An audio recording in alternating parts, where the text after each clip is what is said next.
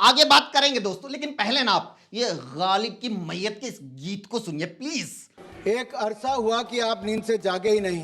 कितना बदल गया भारत मगर आप माने ही नहीं। बात जमी की करते हो मगर जमी पर उतरिए तो सही।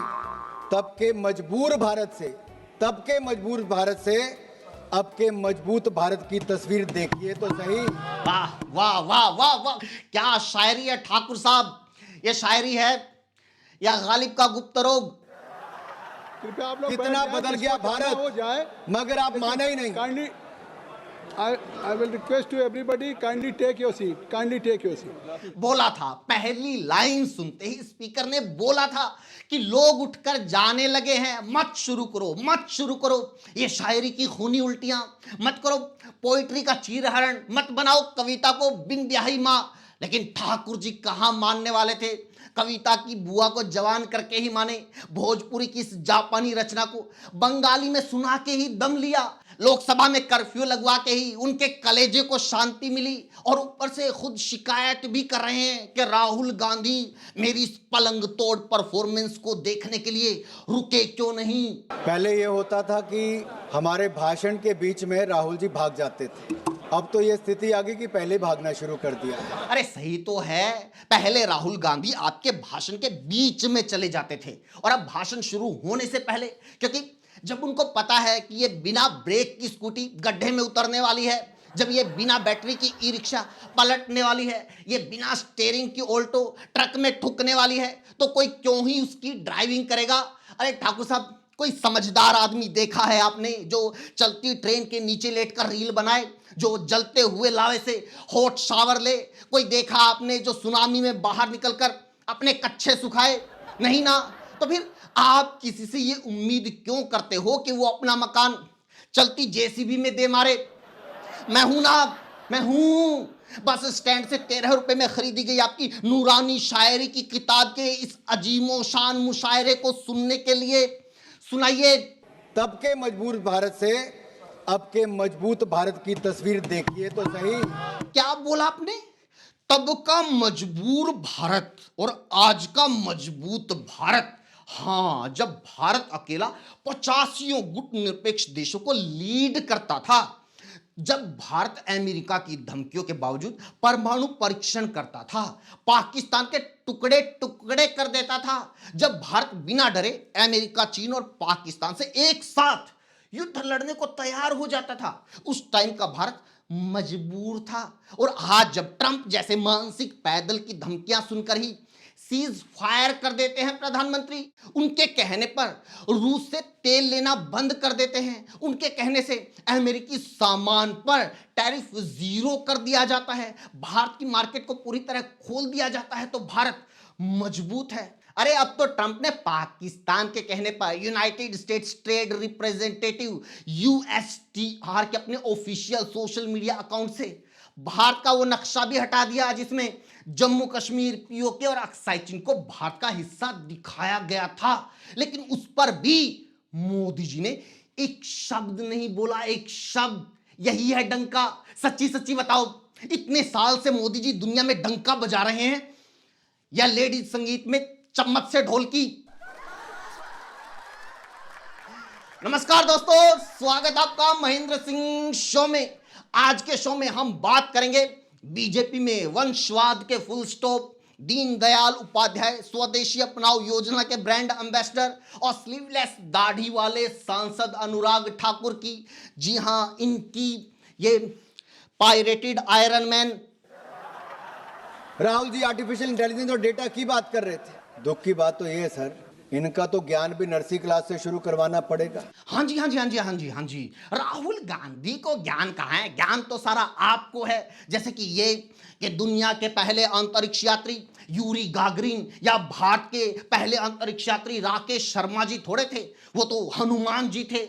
इस ज्ञान के लिए आपको अंतरिक्ष वैज्ञानिक के तौर पर नोबेल पुरस्कार मिलना चाहिए। नोबेल क्या, मुझे तो लगता है Magsaysay, Pulitzer, Booker, Oscar, film fair, stardust, सारे पुरस्कार इनको मिलने चाहिए। मैं तो कहता हूं इस बार का T20 वर्ल्ड कप भी इनको ही दे दो। भारतीय बाजार को चाइना के लिए किसी ने खुला छोड़ा? तो कांग्रेस पार्टी ने छोड़ा था सर। हैं जी, चाइना के लिए भारतीय बाजार को कांग्रेस ने खोला था, तो आपने आकर बंद क्यों नहीं किया? या राहुल गांधी चाबी लेकर भी भाग गए? अरे ठाकुर साहब, कांग्रेस सरकार के टाइम चीन के साथ जो भारत का व्यापार घाटा था वो मुश्किल से 30 अरब डॉलर के आसपास था। वो अब मोदी सरकार में 4 गुना बढ़कर 116 अरब डॉलर हो गया है। यानी कांग्रेस सरकार में जो मुन्नी जवान हुई थी वो आपकी मेहरबानी से 5 बच्चों की मां बन चुकी है। और आपको लगता है जनसंख्या वृद्धि सिर्फ कांग्रेस की देन है? और चलो मान लिया कि कांग्रेस ने इंडियन इकोनॉमी को खोला होगा, लेकिन आपकी बीजेपी ने तो इसे खोल डाला, चीर डाला, फाड़ डाला, फाड़कर फ्लावर बना दिया जिसका सारा रस चाइना चूस रहा है। और जो थोड़ी बहुत खुशबू बची थी उसको अब अमेरिका ले लेगा। तो हमारे पास क्या बचेगा? सिर्फ ये ट्रंप का ट्रम्पेट। तो वहां के लोगों से आवास योजना हो, प्रधानमंत्री आवास योजना, आयुष्मान भारत योजना हो, मनरेगा हो। क्या बोला? क्या बोला? बोला क्या? फिर से बोलना। मनरेगा हो। मनरेगा, वाह! पोत दी संसद के पूरे शीतकालीन सत्र की मैया, डाल दिया सत्र में खर्च हुए करोड़ों रुपए की रकम पर मिट्टी का तेल, दिखा दी आम जनता के टैक्स के पैसों को माचिस। अरे ठाकुर भानु प्रताप की जहरीली खीर, अगर बीजेपी वालों को मनरेगा ही बोलना था तो फिर क्यों योजना का नाम बदलकर जी राम जी रखा? क्यों अपनी 2 कौड़ी की पॉलिटिक्स में भगवान राम का नाम घसीटा? अरे क्यों उन बेचारे नेताओं से इतनी बड़ी फुल फॉर्म का रट्टा मरवाया जिन्हें यह तक नहीं पता कि राष्ट्रपति का पूरा नाम क्या है, जिन्हें यह तक नहीं पता आइंस्टीन और एप्स्टीन में फर्क होता है, अरे जिन्हें यह तक नहीं पता कि दीन दयाल लिखना होता है या दीन दलाल।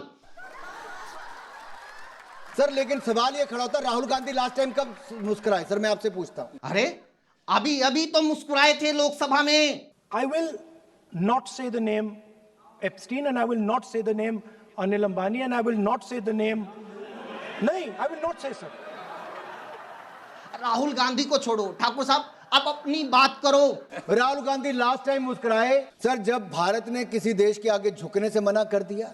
किसी ने भारत को तलखी में डेड इकोनॉमी कह दिया, किसी ने भारत को तलखी में डेड इकोनॉमी कह दी। किसी ने कह दिया? अरे उस किसी का नाम तो लो, राजा रणछोड़दास। बताओ तो संसद को कि कौन है वो डेड इकोनॉमी बोलने वाला? कौन है वो शर्मिली दुल्हनिया का शैतान सैयारा? कौन है वो छोटी बहू का ठरकी ससुर? कौन है वो पति परमेश्वर जिसके लिए हमारी सारी सरकार संस्कारी अर्धांगिनी बनी हुई है? हाय दैया, उसका नाम नहीं ले सकती, पाप लगेगा। बोलो खुल के कि वो अमेरिका है। बताओ सबको कि वो डोनाल्ड ट्रंप है। नाम लो, कौन सा नाम लेने से ट्रंप की उम्र घट जाएगी? सर भारत डेड इकोनॉमी नहीं, भारत डोमिनेटिंग इकोनॉमी है। डोमिनेटिंग, हाँ जी, हाँ जी, हाँ जी, हाँ जी, बहुत बहुत बहुत डोमिनेटिंग इकोनॉमी है। हमने तो अपनी आंखों से देखा है। ट्रंप ने जब कहा सीज फायर करो तो मोदी जी ने सीज फायर थोड़े किया था, याद होगा आपको। ट्रंप के ऐलान के बाद भी अंजनाम कश्यप लाहौर पर कब्जा किए बैठी रही। सुशांत सिन्हा ने तो अगली रात को भी इस्लामाबाद पर फायरिंग जारी रखी। सारी रात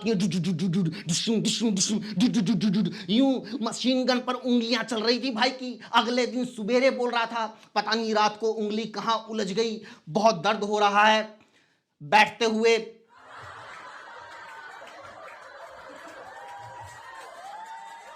डोमिनेटिंग इकोनॉमी तो भाई ऐसी ही होती है। ट्रंप ने जब कहा रूस से तेल मत खरीदना तो मोदी ने कौन सा उनकी बात मान ली? उन्होंने ट्रंप को फोन करके साफ कह दिया हम तो खरीदेंगे, अमेरिका से खरीदेंगे। एटीट्यूड में होता है भाई डोमिनेंस। जब ट्रंप ने कहा वेनेजुएला से तेल खरीदना है तो हमने वहां भी डोमिनेट किया। अबे ट्रंप, कहीं और दिखाना अपनी ये दादागिरी, हमारे सामने ये दादागिरी नहीं चलेगी। और क्यों चलेगी दादागिरी जब एप्स्टीन की भड़वागिरी से काम चल रहा है। जो डोमिनेंस मोदी जी का अमेरिका पे है, मेरा भी अपने घर में आपा नहीं भाई फालतू बीवी की झिक झिक सुनते। जो करेंगे अपनी मर्जी से करेंगे। रूल है अपना, सुबेरे टाइम से 4 बजे उठो, झाड़ू बर्तन करो, उसको चाय बना के पकड़ा दो। ये नहीं है कि अपने हाथ से पिलाऊं, साफ बोल रखा है कि मैं सिर्फ चाय बनाऊंगा, पीनी खुद पड़ेगी। यही खाने का है, रोटी सब्जी बना के रख दी बस। आपा नहीं किसी को बोलते फिरते कि रोटी खा ले, खाना खा ले, साफ बोल देते हैं रोटी मैंने बना के रसोई में रख दी है, तेरी मर्जी है, जिस टाइम खा, बर्तन में बाद में धो दूंगा। खुल के बोलते हैं भाई, मैं पहले कपड़े धोऊंगा, अगर तेरा कोई कपड़ा है तो चुपचाप कपड़े पकड़ा दे। मेरे सामने ना ये फालतू फालतू बोलने की जरूरत नहीं है, बस ऐसे चुटकी बजाती रहे, मैं सारा काम कर दूंगा। इसी के साथ वीडियो में इतना ही दोस्तों। कैसी लगी कमेंट जरूर कीजिए, और कमेंट जरूर कीजिए, क्योंकि दोस्तों सटायर कॉमेडी हमारे देश से एक ऐसी विधा है जो लगभग खत्म हो गई है। बहुत कम लोग ये कोशिश कर रहे हैं। हमारी कोशिश ये है कि वापस जिंदा हो। ये हमारे लोकतंत्र के लिए भी बहुत जरूरी है। तो इसलिए कमेंट कीजिए और लोगों तक पहुंचाइए, साथ दीजिए। जुड़ने के लिए चैनल को जरूर सब्सक्राइब कीजिए। Thank you so much.